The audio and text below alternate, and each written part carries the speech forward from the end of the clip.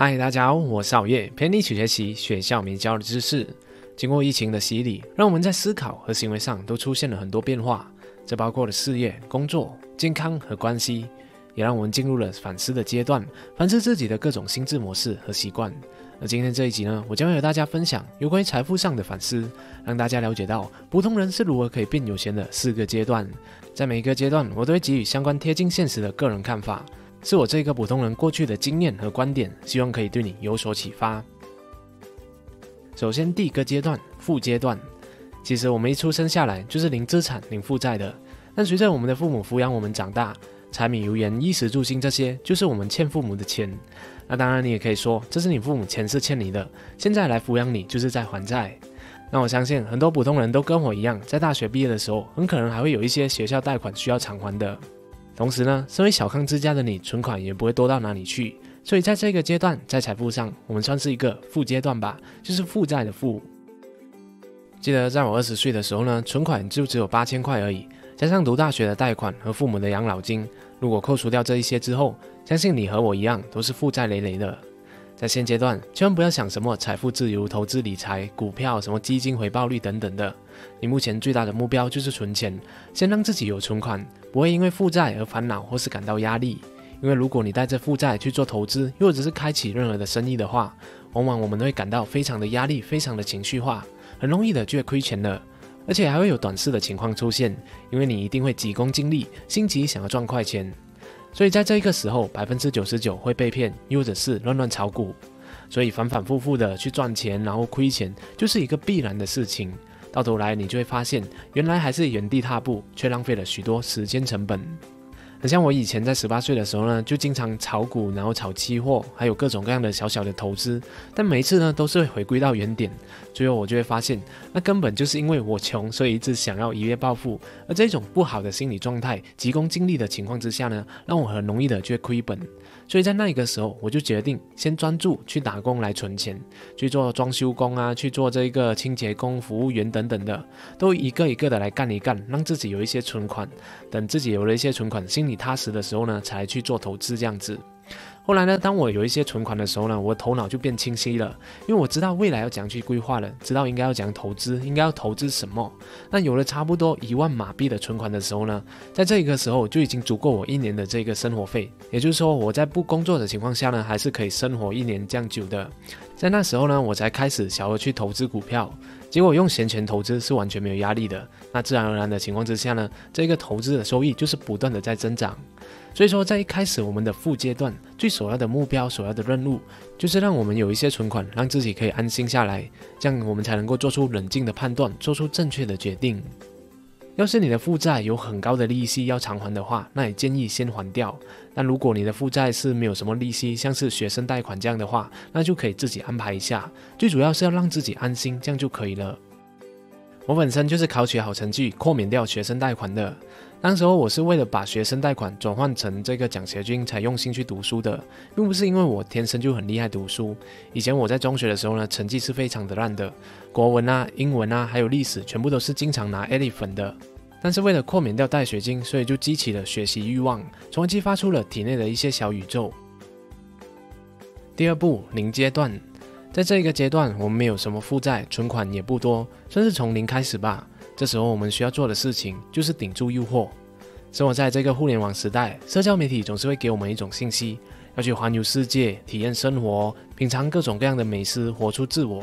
然后呢，你经常就会看到你身边的朋友经常去某某国家旅行，然后做什么交换生等等的。这时候呢，你很容易就会感到动摇，就会告诉自己，我也要去那边玩，我要和他一样体验生活，环游世界，然后拍美美的照片。不然的话，你的生活就非常的无趣，很丢脸，因为你不入流。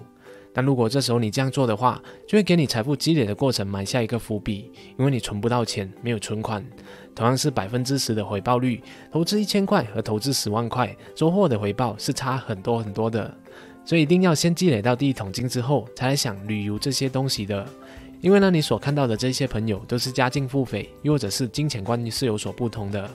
那一心想要成为有钱的你，一定要专注在自己想要的，看得远一点，而不要因为别人有，然后自己就想要，然后就马上就冲动了。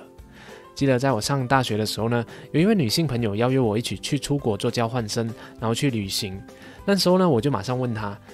这个交换生是学校支付的吗？还是我要自己掏腰包呢？那如果是自己掏腰包的话，费用大概是需要准备多少？他大概就跟我说了一下，应该是1万块马币吧。那如果加上旅游的话，应该是15000块马币这样子的。那时候呢，我马上就割爱拒绝了，但他却说，为什么你要烦恼这些东西呢？大学生活你就应该尽情享受嘛，去体验各种各样不一样的东西。那时候呢，我还愣了一下，有点自卑的就说道，对不起啊，我需要考虑这些现实层面上的东西。所以看，如果你有遇到这一类情况的话，其实我们也不需要感到非常的自卑的，因为我们每个人的成长经历的不同，所以也会延伸出不一样的金钱观。所以呢，大家只是金钱观上的不同而已，我们都是平等的。那话说回来啊，就像是刚出社会工作的学生也是一样，这些旅游啊、看世界、体验生活的，我们这些普通人就先忍一忍吧，延迟享乐一下。要变有钱的话，现阶段我们要做的就是积累自己的第一桶金，这样才能够更加快的享受到复利效应所带来的效果。关于第一桶金的概念，大家也可以观看我那一次第一桶金的影片哦。同样的，在刚出社会工作、结婚、摆喜酒、生孩子的，我们都要好好的去考量和规划一下，因为孩子一生下去，同样的也会大幅度影响我们变有钱的速度的。所以在这个阶段，我们的首要任务就是延迟享乐，学会最小化让财富贬值的享受。很多享受型的活动都是一去不返的，比如 Netflix、旅游、做 SPA 各种各样的体验。同时间，我们在这一个阶段也要不断的去寻找赚钱的机会，比如打工兼职、副业、跑腿，什么都做一做，才可以让自己找到一个让你财富快速增长的机会，积累到自己一笔可观的存款。那时候呢，我就做了各种兼职的工作，比如保险、新加坡做清洁工、各种网络点广告、影片剪辑，在学校卖点东西、租车等等的。在一次的机缘巧合之下呢，我找到了一个有关于新车的市场调查工作。这份工作的工资对于当时候在读大学的我来说呢，是非常的高的。去寻找一个新车的车主，然后厚脸皮的去上门去做问卷调查，调查到一辆车就可以马上获得100块的收入了。这个工作虽然短短的3到4个月，但每个月呢，我都可以从这份工作赚取5000块马币左右的这个工资的。就这样抵住诱惑的我，开始存到了一些钱。那当我们有了一点小钱和存款，也不算是富足的情况下呢，这时候呢，我们就来到了主阶段。那现阶段，我们就可以把我们的资金分成几个部分来用的。我的方式呢，分别就是投资自己、投资事业、投资金钱以及紧急筹备金。有了这些存款，就要把这些钱活用起来。首先投资自己，比如教育，投资在自己的认知上面，比如阅读、思考方式、处理问题。再比如还有我们的技能，投资在自己对于某种领域的操作能力，像是文案、编程、销售、行销、经营社交媒体等等的。以上对于我们自己的投资呢，都是提升我们未来赚钱潜力的投资项目来的，这些回报率呢，肯定是超过100%的。第二，投资事业，把一部分的钱拿来投资自己想要开启的事业上面。在那个时候呢，我就特别喜欢网络赚钱这个概念，所以经常就会买一些书和课程来学习，投资在自己的技能上面，然后也会到处购买各种各样的软件来去尝试，也给自己买了一部比较好的电脑来提升自己的工作效率。结果很幸运的，因为喜欢做，所以就会非常用心的做，一不小心就做出了好业频道，也开始成立了一个有关于个人成长的线上教育品牌成长吧，用知识点燃生活，帮助更多人培养人生必备软实力。所以千万不要让自己后悔，有想法有热忱的话，就要敢敢去做，因为自己喜欢做的东西往往会比别人做得更加的好，所以也会给你带来更高收入的机会。根据反脆弱的理论，只要愿意在自己觉得未来有发展前景的领域多尝试的话，那成为82法则里面的20%的可能性是非常的高的，所以千万不要害怕尝试。第三，投资金钱。当然投资事业也是有风险的，而且很多情况之下呢，创业也不需要你那么多的钱，因为钱并不是保证创业成功的关键。所以呢，还有多出来的钱呢，我们就可以拿去投资吧，给你的钱一份工作，替你创造更多的收入。因为如果你存在银行，又或者是放定存的话，利息就只有1%、2%而已，通货膨胀是5%，每年呢你都会亏个3%。在那一个时候呢，我就选择了股票，因为我非常喜欢科技和资讯，所以经常就阅读各种各样关于科技的发展还有商业的资讯。因为投资股票就是投资公司嘛，所以很自然的看了各种各样的资讯，学习进行判断，然后就顺便的去投资一下，所以成绩还算是不错的，每年平均下来都会有一个20%以上的回报率的。要是你想要投资但是没有经验的话，那么投资 ETF 基金就是一个不错的选择。关于这一点，我会在致富的阶段的时候呢，跟大家详细的解释的。第4个部分，紧急筹备金。存款有了，我们也要学会未雨绸缪啊，为最坏的打算做准备，所以生活只会越来越好。你为最坏的打算做准备，等到坏的情况出现的时候呢，你就过得非常的好。就像是07年、08年的金融海啸一样，很多人都恨不得手头上有很多的资金，在市场如此坏的情况之下呢，进场购入资产。但相信大部分的人都没有这么做，而且还有可能一直不断的卖掉手头上的资产，比如房地产又或者是股票，换来现金解决眼前的金融危机。这一次2020的疫情也是一样，如果你拥有良好的投资能力以及备用基金的话，那这时反而是可以让你的财富扩张增倍的机会。像这次我就趁机贷款买了2套房，每一次的大小金融事件都会造成财富重新的分配。如果我们没有为最坏的情况做准备，将会将自己的财富分配给了别人。那当我们开始有了稳定的财富增长基础，有了各式的收入，有紧急储备金，也开始有了一些投资的被动收入的时候呢，现在我们就来到了准备致富的阶段。在这个阶段呢，首先我们需要设定一个财富自由的目标。简单来说，当你每个月的被动收入大过于我们家庭支出的时候呢，基本上我们就已经达到了财富自由的阶段了。所以你现在要计算的就是你的家庭开支是多少。那不管你有没有买房，又或者是结婚生孩子都好，都可以大概的预计一下，你想要住什么样的房子，开什么样的车子，然后过什么样的生活，这一切都需要多少的钱。那比方说你一年的家庭开支是1万块美元的话，所以你目前的财富自由目标就要确保自己每年都至少有超过1万美元的被动收入。知道了这个数字之后呢，接下来我们就可以来计算一下，将可以透过投资的方式来达到这一个目标。如果是透过投资股票又或者是 ETF， 每年平均回报是10%的话，那我们要投入多少的钱才能每年获得1万块美金的被动收入呢？很简单，就是把1万除以10%，这样就会获得10万美金的这个数目了。那这一个10万美金就是你的目标了。只要你能够积累到这一个数目，把它变成你的生钱工具，每年给你带来10%的回报，就会让你每年收获1万美元的被动收入了。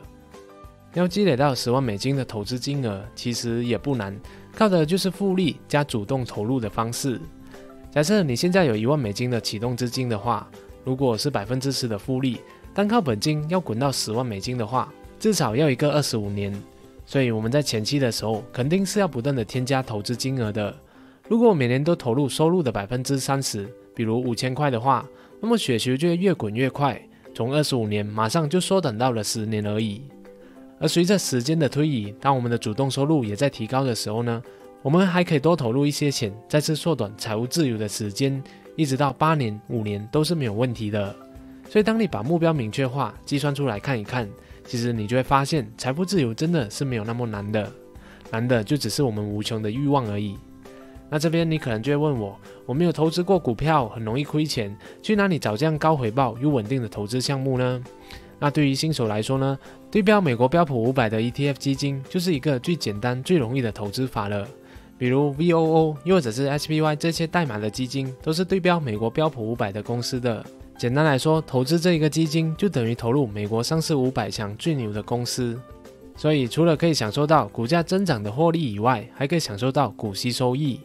我们看一看过去的历史数据，投资这个指数每年的平均回报率就会有8%左右。从1957年到目前为止，虽然有些时机是会经历过超过10%的跌幅，但更多的时候是上扬超过20%的。这超过60年的历史数据就是最好的证明。从这个数据我们可以看到，就算你买到的是当时的最高点，只要你持有至少20年的时长，你就会是100%获利的。那说到投资，也不得不提一下投资的方式啊。以前投资我们还需要到这个在地的银行去开户，手续是超级复杂的，然后还有手续费，又不能投资外国的 ETF， 然后客服又非常的烂。那现在呢，各种互联网的券商实在太方便了，在家就可以开户验证入金，然后就可以直接投资了，不管你用的是 First Trade、IB、eToro、Webull、MyTrade、老虎还是富途都好，门槛都是相当的低的，最低$50就可以进行投资了。而且呢，时不时又会有各种各样的优惠礼包可以领。最近呢，我就开户新的一个平台，免费领取了1股苹果的股票和1股未来的股票。从领取到了这些福利来看，在开户了之后还没有认真投资，马上就获利了7%。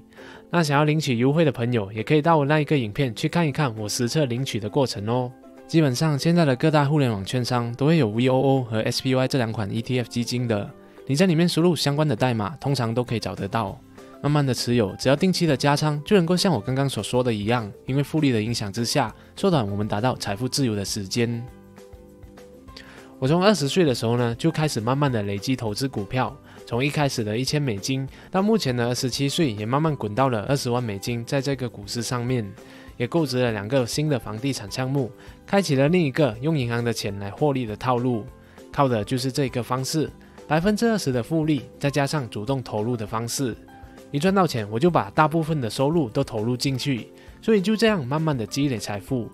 所以在这个通往物质自由的阶段，我们要学会的就是找到一个可以让自己不再为基本的生活开支而烦恼的方法。而刚刚我用的就是透过把钱用活的方式。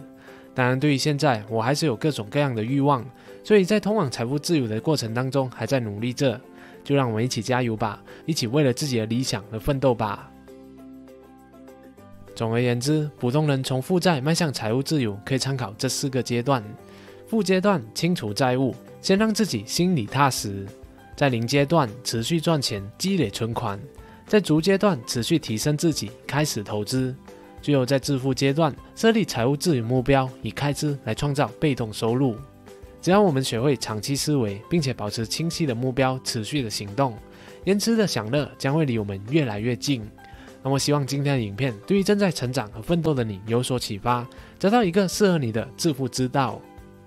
谢谢大家观赏，如果你喜欢我的影片的话，就请你订阅我的频道，点赞和分享，启发更多的人。未来我也会跟大家分享有关于更多实践财富思维的内容。谢谢大家，我们下一集再见。